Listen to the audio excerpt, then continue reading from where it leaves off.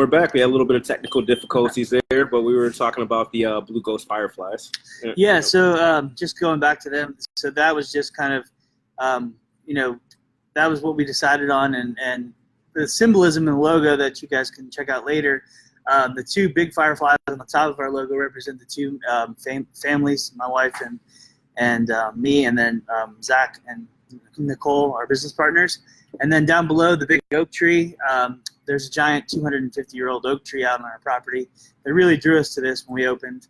And underneath there, on each side, are two smaller fireflies, and those are each one of our children. So our LLC name is GLJE, which is Grace, Lincoln, Evelyn, and Jack. That's initials from all you guys? Exactly. Okay, cool. Yep. So that's kind of, so we've always, from day one, this has always been about family and friends. It's cool when you can meet friends and they become family, basically. And we have that here with people just coming in and painting walls for us and doing, yard work and building tables and chairs. We've built every table and chair. The stools we're sitting in, we build ourselves. So really? Wow. we build every table here, every chair, pretty sturdy, every bar. Probably good lumbar support. So yeah, and cheap. It was a $12 bar stool right there. So nice. It's all out of 2x4s.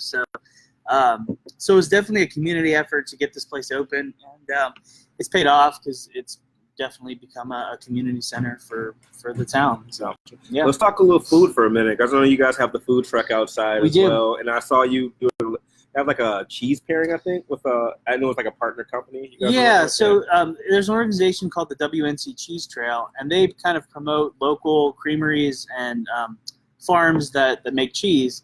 And what we're doing is we're teaming up with them, and we're doing a beer dinner, basically. So we're going to pair 4 of our beers and 4 cheeses, well, about 6 to 7 different types of cheeses that are going to go in the different dishes. So beer dinners are something that I've always enjoyed doing, whether when I was a brewer prior to this too. There's just something, I hate going back to it, but that community aspect of sharing a meal or a beer with somebody, and kind of the relationships that can be made over just bonding over food and beer, and together they go really well. 2 great things. So yeah. Yeah, I mean, it works out well. So we're doing something where our food truck, which is run by our wives, Maggie and Nicole, they have been open for just a year now. Actually, last October they opened up. It's called the Hungry Ghost, which we can show you a logo of that later too. I guess I got to give credit to the artwork. My uncle, Mark Weber in Wilmington, North Carolina, has done all of our... Yeah, the light blue one, that's my personal favorite. Yeah. So that's our food truck logo. And our truck focuses on barbecue. So we got pulled pork, tacos, nachos, things like that. But then a rotating weekly menu as well. But the beer dinner is kind of something we're excited about. It's something new. So we're going to be doing a pairing with...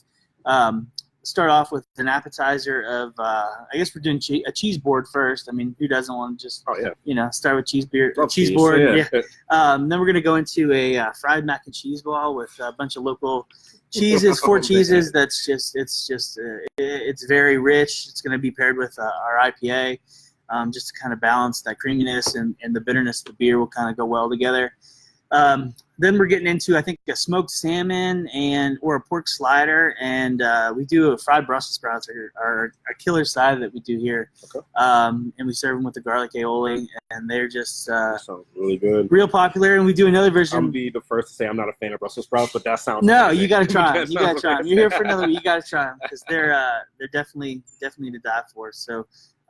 They make veggie lovers out of non-veggie lovers. So yeah, that's coming up in a couple weeks, and that's kind of our first go-round with a beer dinner. But we've done several where we do just beer and cheese. So the cheese companies will come and bring different cheeses, and we'll sit down and taste cheeses and drink beers and see how they go together. And I think, so many people try to take it so seriously when they're sitting and trying to say, this beer is going to go well with this. Well, every one of us has different tastes and different palates. Right. And, as long as you like it, then who really cares what anybody else thinks? We try to do our best to kind of say this is going to go together. But I'll be honest, there's people that are like, that's terrible, but this with this is really good. So, it's really just a matter of your own preferences and taste. So. Gotcha. So we touched on this a little bit with like I guess like the history of it, but what got you into brewing, I should say? Yeah, I grew up in Erie, Pennsylvania, on the lake, Lake Erie, and it was a big wine country up there. So I started actually making just homemade wine.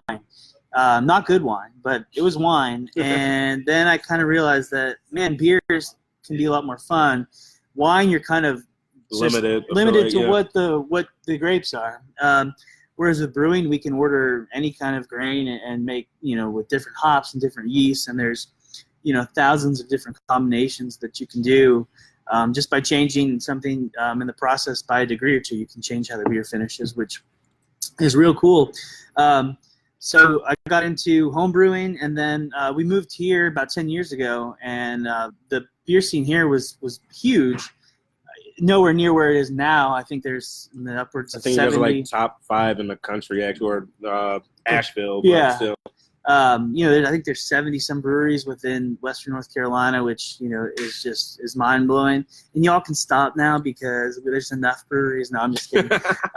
No, we're always welcoming new breweries. It's fun. We all like beer. Exactly. Yeah. And that's the cool thing is I think everybody supports their local pub. I think we're kind of reverting back to that local system where people want to go to their local pub and just kind of hang out and meet people. Yeah, I mean, I don't think, I think the pinch is going to be with big distribution companies. I mean, we can't go to the grocery store and compete with the Bells or Sierra Nevada in terms of price, but we can create an environment where people want to come and sit and have a beer. It's all about the culture these days, so yeah. Yeah, so that's where I kind of was going back to, like, with all the new pubs opening. I mean, that's, it's great. I mean, honestly, if you don't have to drive very far, that's probably a good thing too. So it's safer, and I can tell you one thing. I was a brewer.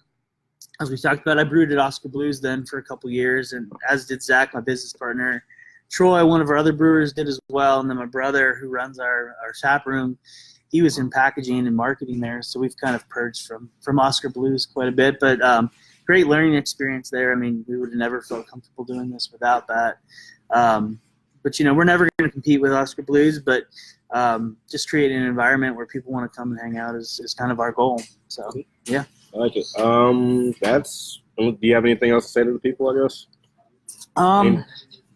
Just and keep enjoying beer. You guys are the ones that kind of keep us going. And if you're ever in the Fletcher area, come check us out. We have released new beers every Friday.